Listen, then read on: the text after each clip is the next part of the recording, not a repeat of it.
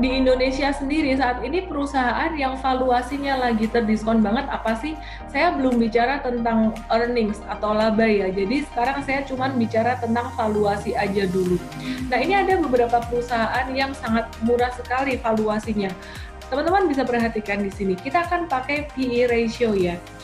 Yang PE ratio dan PBV. Nah, teman-teman perhatikan PBV di bawah angka 2 itu murah. Ini ada satu perusahaan yang PE ratio-nya saat ini murah banget. Annualized 2020 PE ratio-nya 0,69.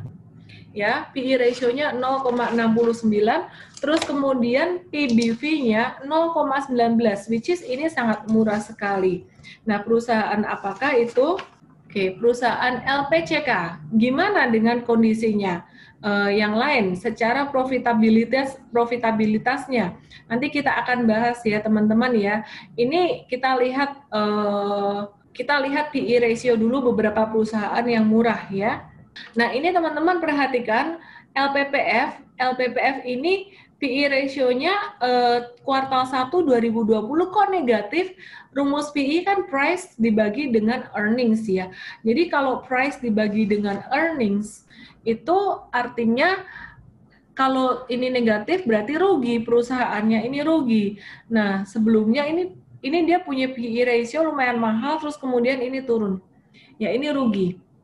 Ini rugi nih teman-teman ya. Jadi apakah termasuk murah? Ya murah banget, tapi murahnya murah ancur gitu. Pertanyaannya adalah perusahaan-perusahaan yang PE-nya murah ini apakah mereka bagus untuk dibeli gitu. Oke, kita akan lihat data profitabilitas untuk LPCK.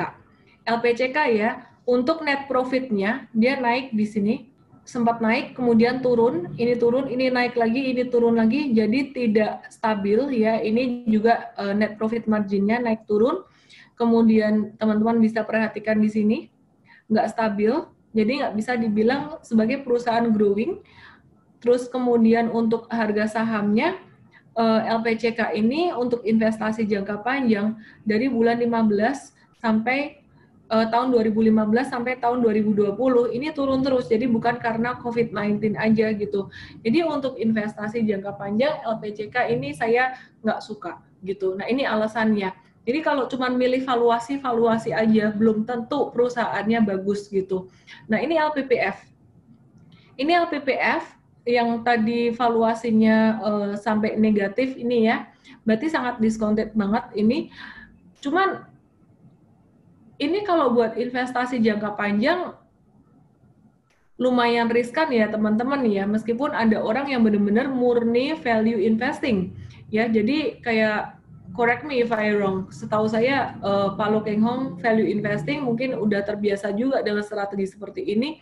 Nah, teman-teman perhatikan ini kalau secara pendapatan memang dia naik terus.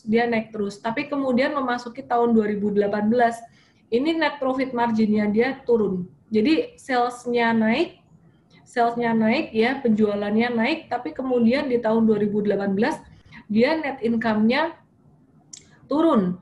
Secara laba net profit marginnya turun. Ini perhatikan.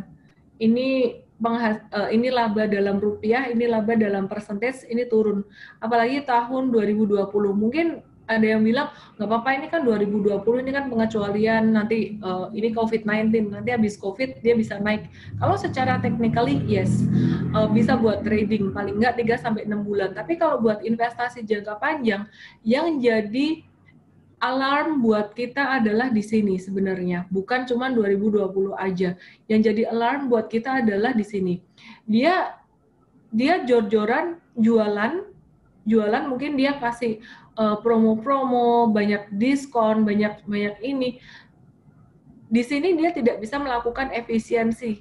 Ya, jadi mungkin kalau saya lihat ini boros di biaya marketingnya. Biasanya kayak gitu. Penjualan naik tapi labanya turun, dia boros di biaya marketing. Kalau saya lihat dia udah mulai terdisrupsi oleh bisnis online.